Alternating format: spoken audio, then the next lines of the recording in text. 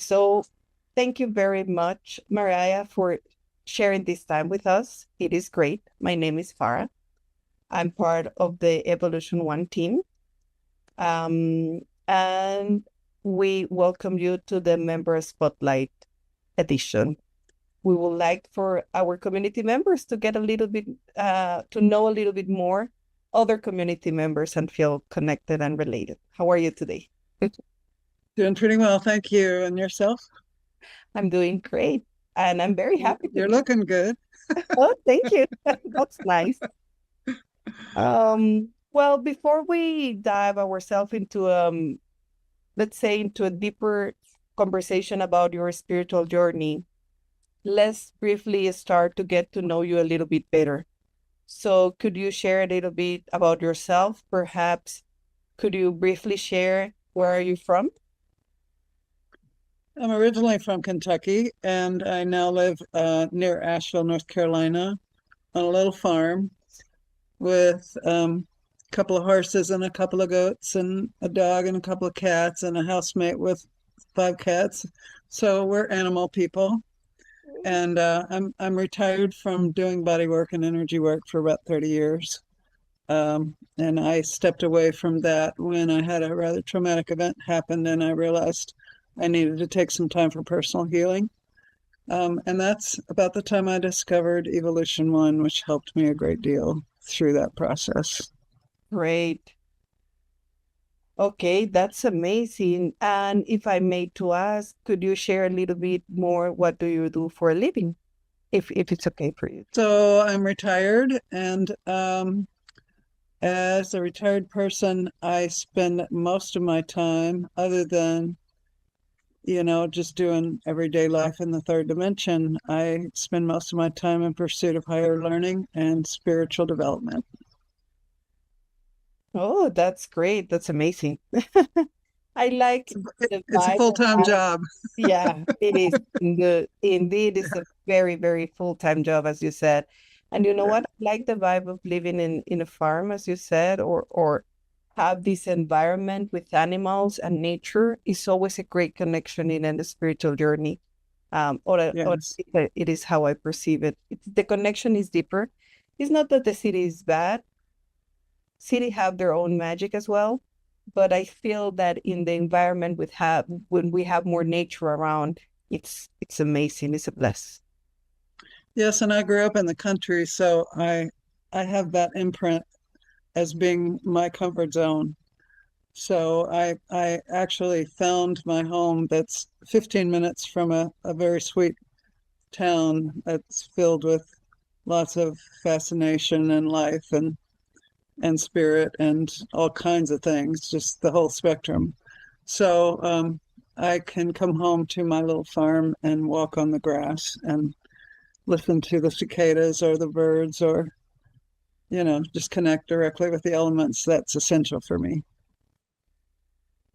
So keeping up with our questions, I would like to ask you a little bit about your beginning when you start to seeking this spiritual path, or probably the start of your journey. How do you first encounter yourself with this spiritual differ from or other aspects of yourself? What was that breaking point that you said, okay, I wanted to get deep in my spiritual journey? So I would go back to my life in 1985 when I was practicing landscape architecture in Florida. I had been through undergrad and grad school, and I had gone to Florida where there was a lot of building activity going on, and it was easy to find a job. And I had been through a bunch of years of trying to get answers about some of the traumas that I'd been through and how to deal with having lost the most important people in my life at a fairly early age, and trying to figure out how to do life. Mm-hmm.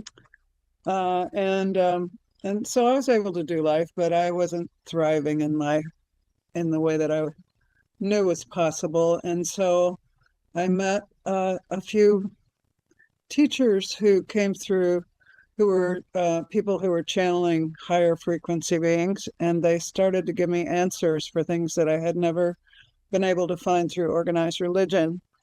And I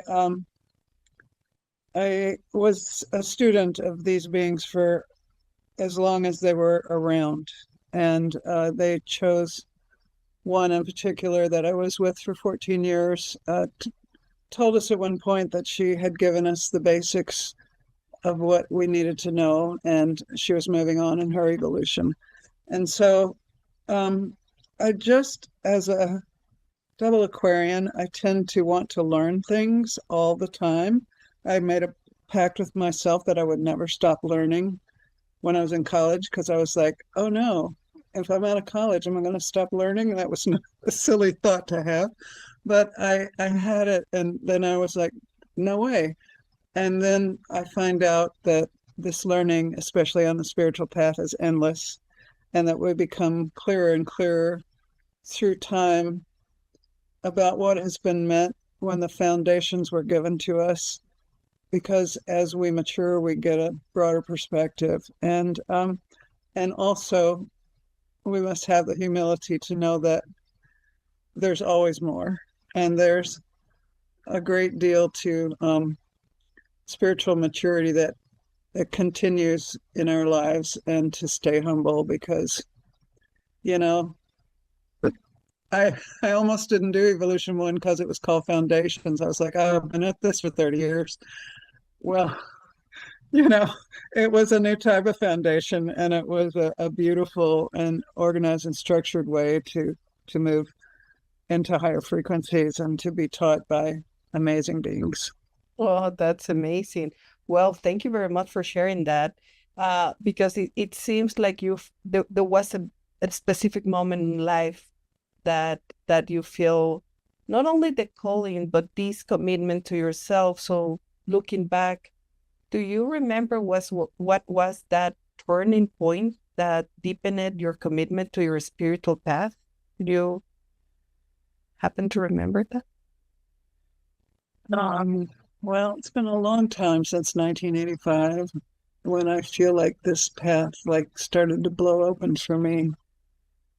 I think when I truly felt unconditional love for the first time, Mhm. from a being who knew how to convey what that was and to hold us through all of our ups and downs and um,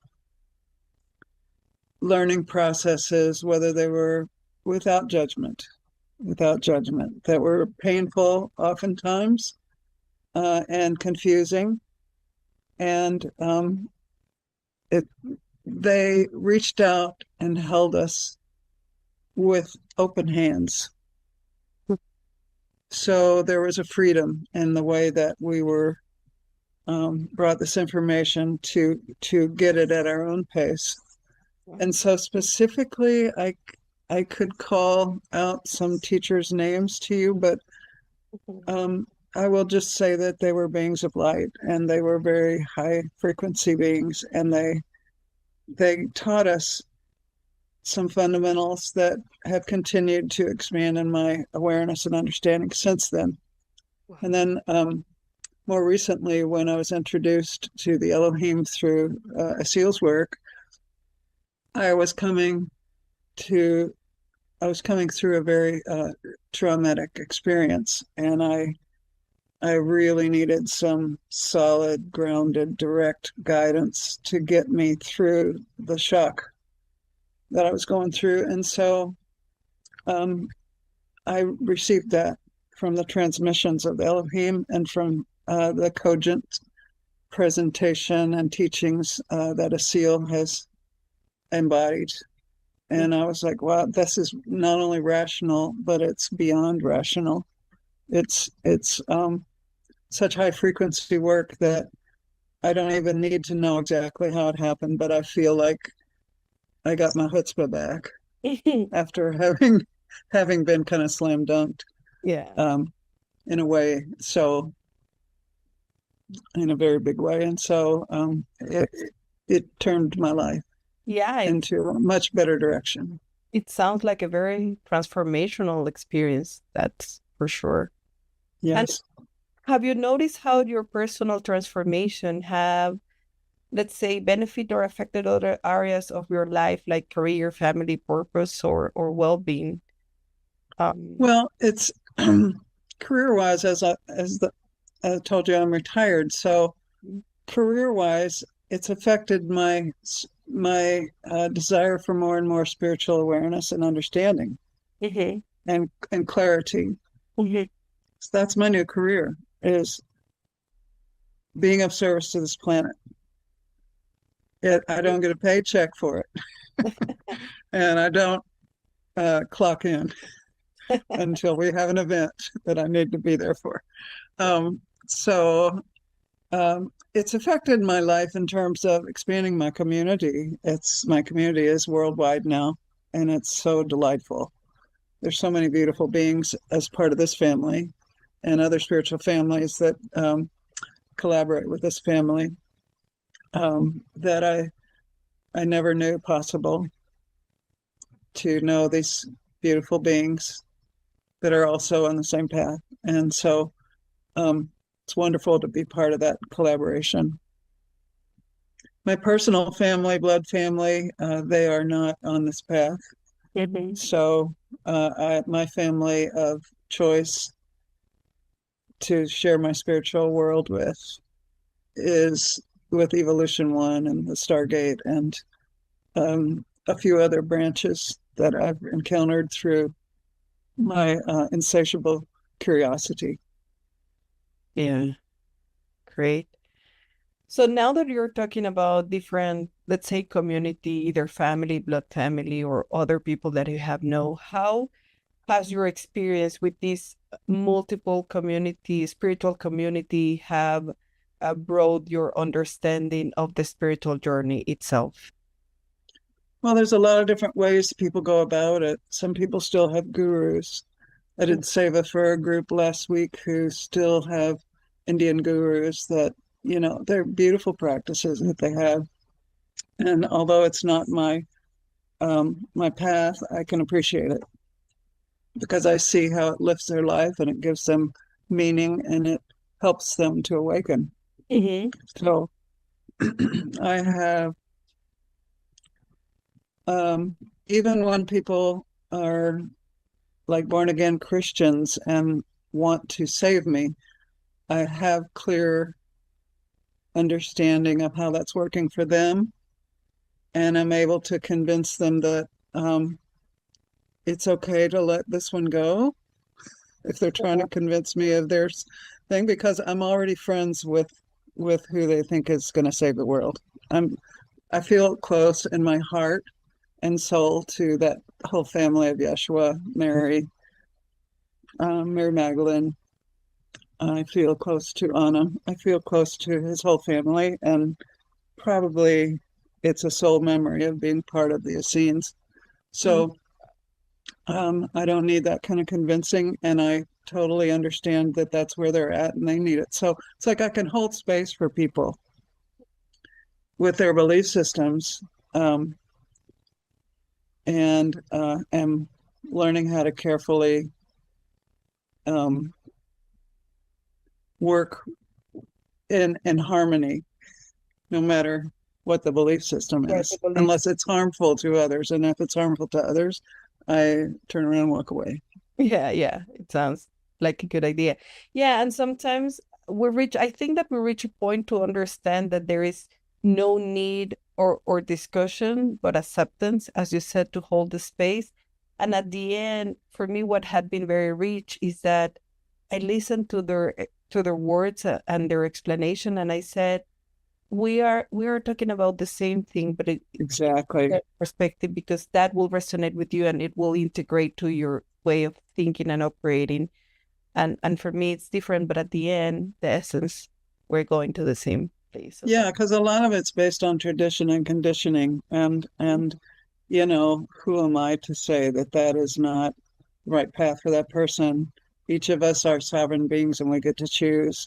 Yeah. And I choose what works for me, and I have found a beautiful path that works for me. And so I'm all for everybody doing what works for them. That's great. And talking about Evolution One community and what we have offered, were there any unique aspects of our community or practices that have surprised you? And I wonder, because it seems that you have a vast experience in this journey and it started some while ago. So I wonder if we have surprised you in a way. Well, I just one thing is just the individuals that have been at it for since the beginning have such an ability to hold space for people for wherever they're at, and to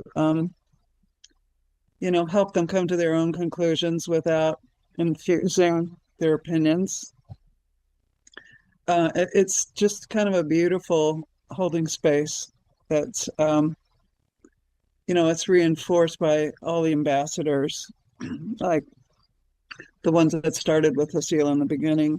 And then Seal's teachings to me are so clear. Each time I sit with one of his teachings, I feel like, wow, he really covered that thoroughly. And he might have raised some questions, but he answered a lot of questions.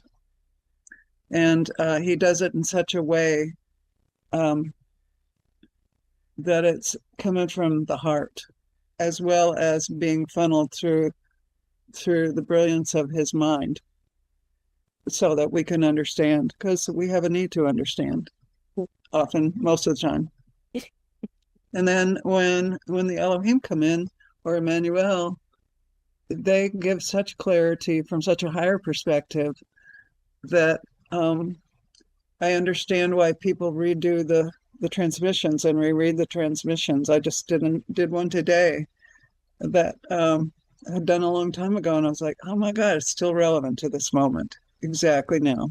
Yeah. And so each new moment that blends in with the prior moments creates the future moments. And we're learning these concepts about how we become creators and how to be careful in that process, and how to get ourselves in alignment as we become more capable of these things. And so I feel like they're carefully guiding us along, and in ways that are very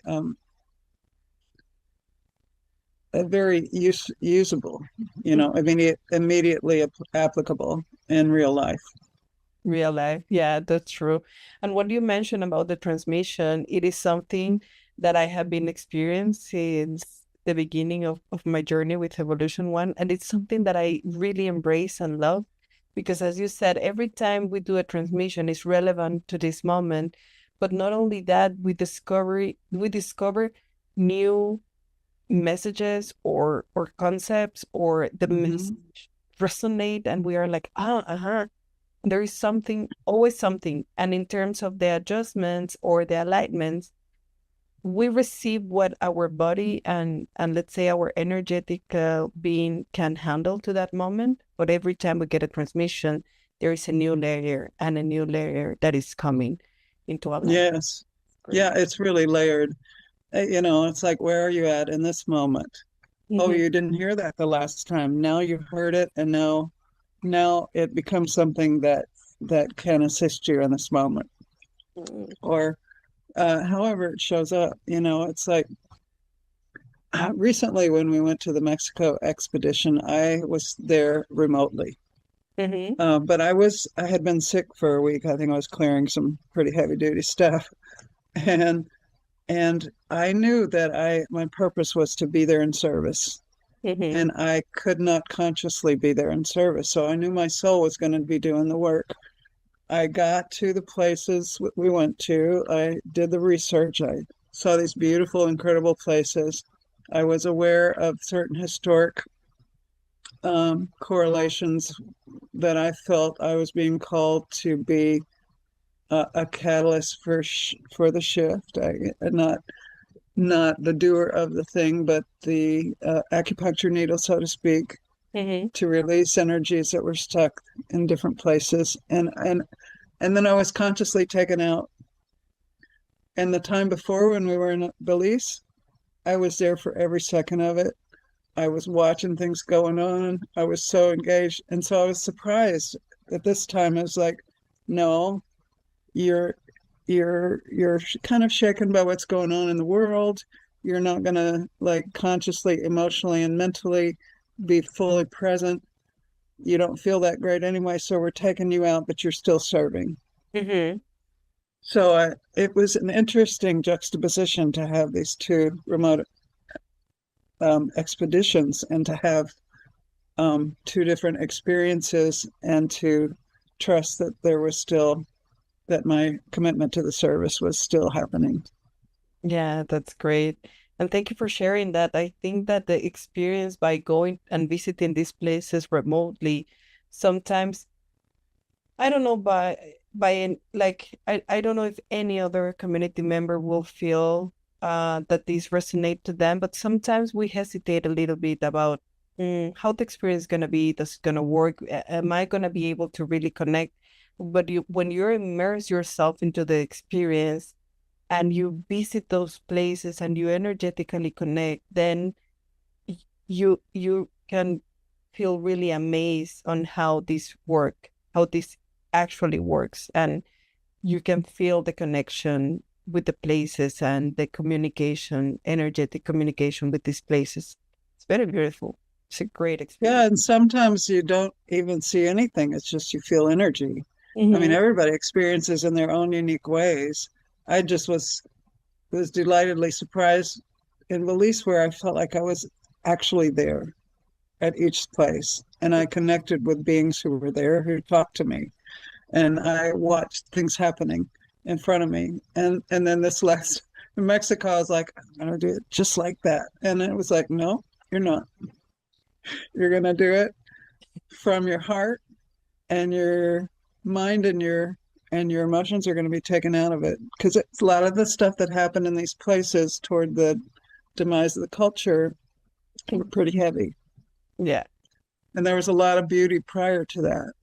But I really got the connection between Lemuria and Atlantis, and the different cultures that identified with which culture, and then how, history proceeded forward, and there were dark ages and things happened that were needing release. And it's like, that is so heavy. It reminds me of what's happening right now on our planet. Mm-hmm. And then I started that spiral and then went, boom, gone. Too much thinking. Not going to be helpful. You need to be a clear vessel. So offer yourself as that. Join the field and then let it do its work. Let it do Let it. the light do the work. That's who's, we know the light can do the work. The light sees what needs to happen. The divine knows. The divine knows. Yeah, you're right. And let's talk about a little bit about it the practice itself for our spiritual journey. You were sharing with me. I know that you are retired and this had become your career path because you are in service, and thank you, and I really honor that. So how do you maintain your spiritual practices in an everyday life? I know that this is a full-time job sometimes, but how did you manage to balance in a practical level? How does let's say, your day look like on a practical level? In Yeah, and sometimes it's really simple. Mhm. I think of right before I go to sleep, I just give gratitude for every single thing that happened in my day, because I can see how it served me, and I can see how it's served my world, and I can let go of the things that have bogged me down, because I can ask for help. It's like that liminal space between waking and sleeping. It's a beautiful time to connect with spirit. In the morning, I tend to have animals jumping on me to wake me up, so they distract me a bit from immediate meditation.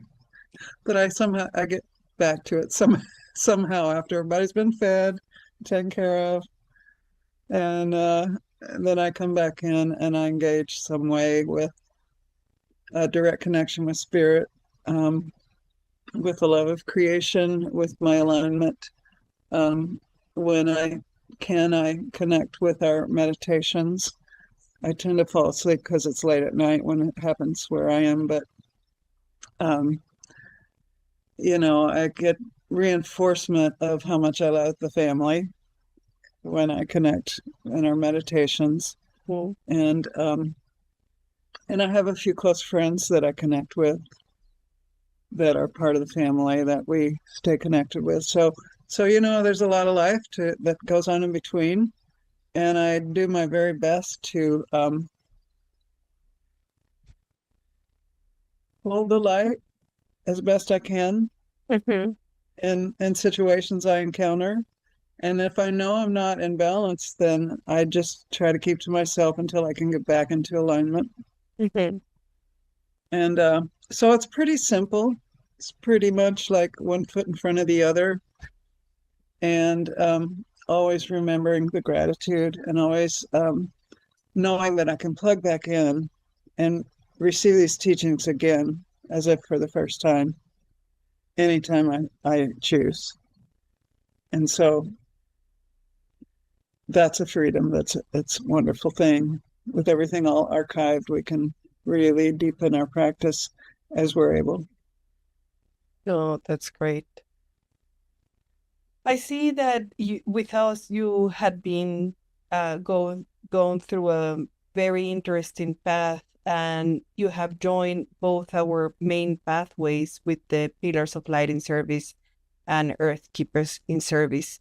Now that you are an element in service, if I can name it in a way, because you have been in both of our pathways, um, how do you feel that you have been able to integrate from both paths, and how do they have support one to the other? You know, do you feel the connection between these two paths and how they integrate to each other with the Pillars of Light and the Earth Keepers in Service? Well, of course, the Earth Keepers in Service is specifically about working with the grid. Mm-hmm. And the clearer and the cleaner we can maintain our field in the practice of that service, the better. And the Pillars of Light has done a lot of preparation to refine that clarity. I'm going to go back and revisit the Pillars of Light because I went through it in a time where there was a lot of distraction, and so I want to revisit that to deepen it for myself. Mm-hmm. But I feel that I have the foundations of it, you Yeah. know, Yeah. that I try to live my life that way. That I try to I shouldn't say try, that Mm-hmm. as I walk in my life, Mm-hmm. Mm-hmm. I do my best to choose always to be kind and loving. Mm-hmm. And when I fall off the bandwagon, I pick myself up and I do it again. And I Mm-hmm. forgive myself if I've blundered. And Mm-hmm. then I'm told by friends of mine that they like the way that I am with them, and they want to be in my company. So I think there must be some frequency that has penetrated through all the shields that we create Yeah. living life on planet Earth as a human these days. And so I feel like, I'm a work in progress, and that I will always be seeking to refine how well I do these paths, how well I do this work. And so um, approach it with gratitude and as much compassion for the human race as possible. Right now, we need a lot of it. And I get mad sometimes about what's going on. I'll tell you the truth.